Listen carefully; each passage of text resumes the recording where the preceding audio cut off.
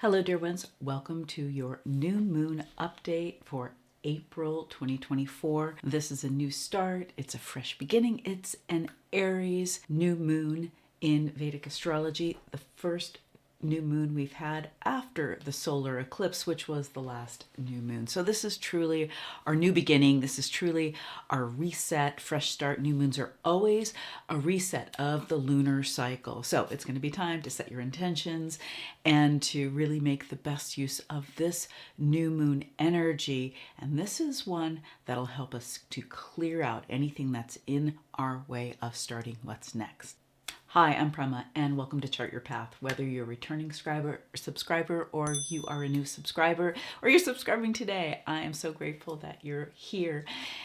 Go ahead and like, share, comment on the video. If you do not know what your Vedic ascendant or moon sign is, then you want to get the free chart calculator, and that is in the link in the description and in the comments. The new moon in Aries in Vedic astrology, the sidereal zodiac, is on May 7th at 8:22 p.m. Pacific time. It's in Aries at 23 degrees, and it's in Bharani nakshatra. I'll break this all down for you. This is a new cycle of rebirth, of beginnings. After this first solar eclipse that we've just had, it is a time that we get a fresh start, truly a fresh start. And I know that you're ready for this. We all are. Now, the sign of Aries is fiery. It's a Dharma sign. It's about purpose. And it really activates our ambition, our action, our authenticity. It is a place of confidence and courage and really the self-actualization and identity. And this is a very, very powerful new moon, new cycle, time to reset, set your intentions. We have the grace of Jupiter that also just moved into Taurus. And you can check the May update where I talk about all of that Taurus energy. The mantra here is to initiate something new in Aries. Very pioneering energy. You know, we want to do things differently, dynamically, and it's really being on that leading edge of things. The sun, the leader in the Sacred Wealth Code system, the sun is exalted in Aries. So let's remember, whenever we have a new moon, we've got the sun and the moon together. So this is a place where the sun is incredibly strong and exalted. So already we have this energy of like even more confidence and independence.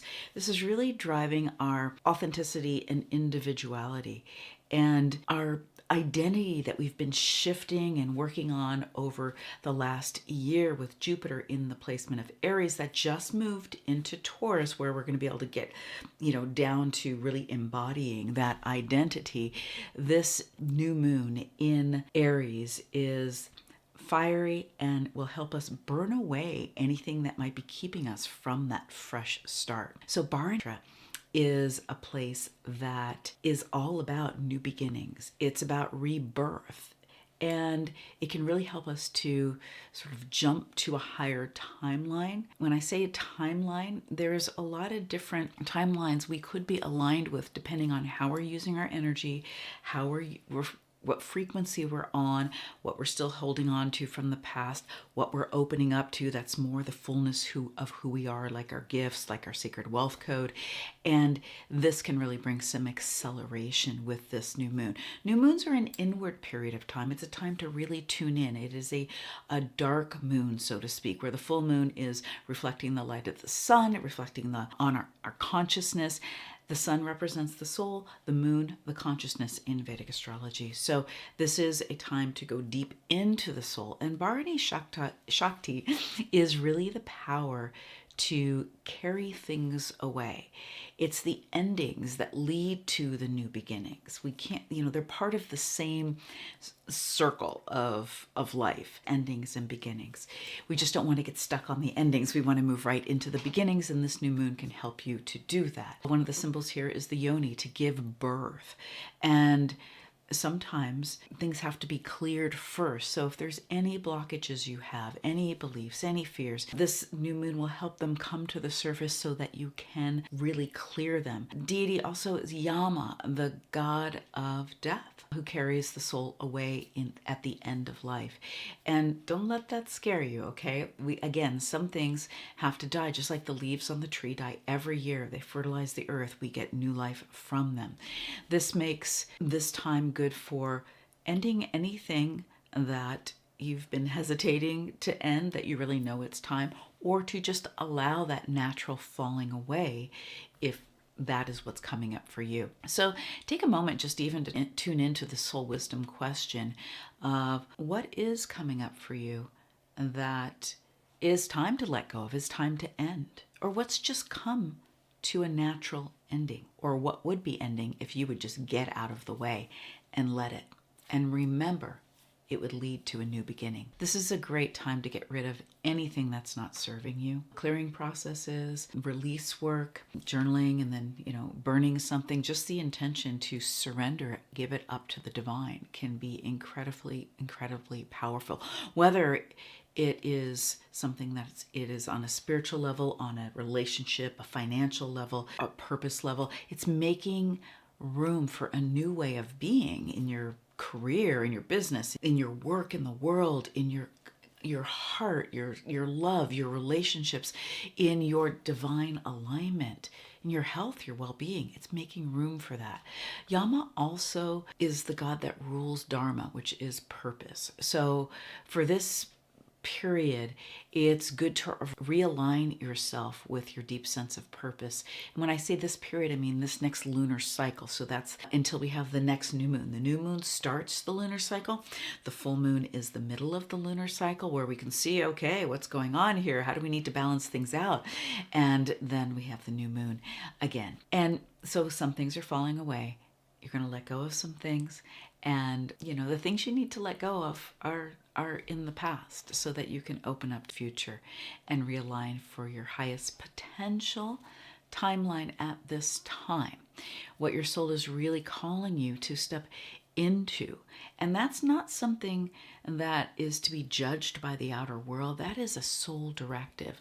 So let's drop in a deep soul wisdom question here for you. And the way I like to work with soul wisdom questions, if you're not driving and you can close your eyes and put your hand on your heart, that'll be so useful. If not, just stay tuned in, but keep your eyes open and stay present. And if you really tell yourself the truth, asking your heart, what is it time to let go of that would really allow me to align with my higher potential? What's it time to let go of? So you really can be on your, walking your higher path, and just be open to that. We want to surrender that. That's just giving that up to the divine. Awareness precedes change. So we have to be aware first. So there may be something that you have been resisting that's new and that wants to come in for you.